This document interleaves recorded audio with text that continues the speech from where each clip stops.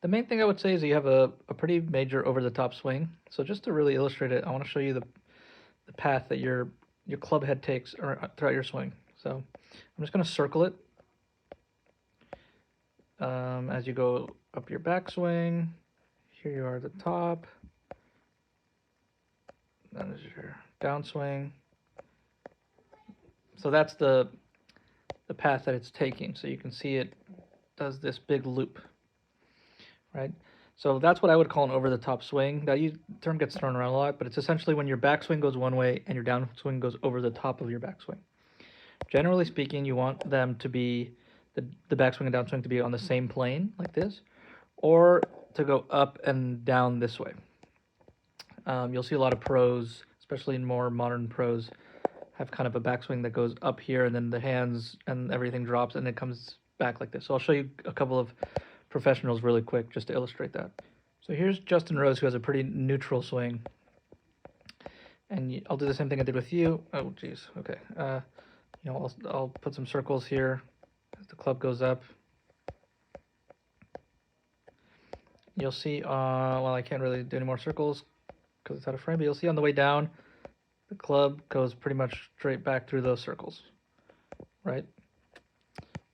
Another way to do it is just drawing a line. This is the basic way to show your plane. So this is the plane on the backswing, and then as he comes back down, you'll see he kind of just comes a little bit under it,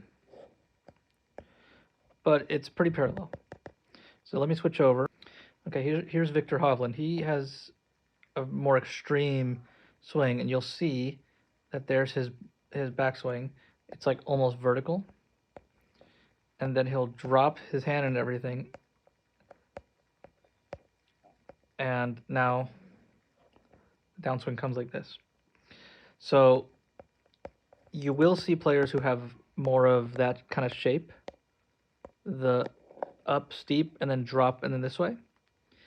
Victor Hovland's is kind of a more extreme version of that, but generally, at least for like non-professionals, and if you're trying to just have a neutral swing as a good starting place, you want to try to be going up and straight back down.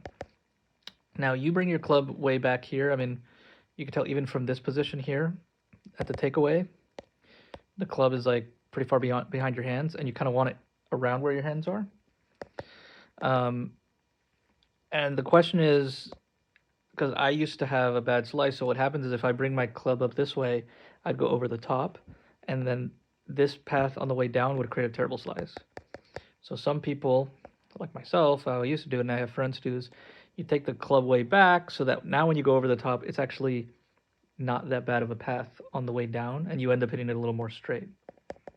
That's a bit of a band-aid fix, and what you want to be doing is taking it back properly so that you can bring it down properly. So like at this point right here, your arm is like really tight with your chest. And the way to get the club head more like out over here, your hands and your club head out over here, is kind of like lifting your arms away from your body. So I already have Victor Hovland loaded up. I'm sure I could show any professional, and you see when the club is about parallel to the ground, you can see there's like daylight right there between the arms, right? The arms are like separated from the body. So that's allowing the club to come more this way, right? Versus this way. That's the way I would achieve that. So the problem is then if you do that, if you get your backswing looking nice and it's up this way, how do you stop it from doing that? And that mostly is just, there's hundreds of drills for coming over the top and how to fix over the top. A lot of people will give drills for things to do down at the bottom, like think about your club hitting the ball this way, or change your position of your feet, whatever. I think the best way is to, at the top of your swing, make a conscious decision to swing the club this way and bring the hands this way. There's lots of ways to do that. I've seen people, they do drills where they put like a beanbag or something here and they try to hit that on the downswing, because like right now your downswing is going that way, and if you just kind of try to slam your club into this bag as like a warm-up, some people do that. You could just generally just imagine there's something behind you here and you need to hit it with your club. That's a good way to think about it. Some people will imagine there's a wall like here, going like like your butt is against it, kind of, and you need to rub the club against the wall on the way down. There's all these weird, different swing thoughts, but there's tons of drills, and you don't know what's going to work for you. But essentially, you want your takeaway to be straight back, and not so. This is called being very shallow, or it's an inside takeaway if you want to look up drills for fixing an inside takeaway, or a shallow takeaway is another way to call it.